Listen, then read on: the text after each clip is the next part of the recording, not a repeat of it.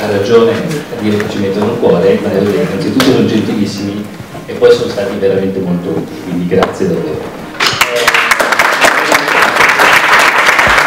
La seconda cosa, hanno fatto una roba secondo me importantissima, perché dal palco tu lanci dei messaggi, ogni tanto, gioco forza, restano lì, un po' appesi, no? Bisogna fare così, fate così, fidatevi.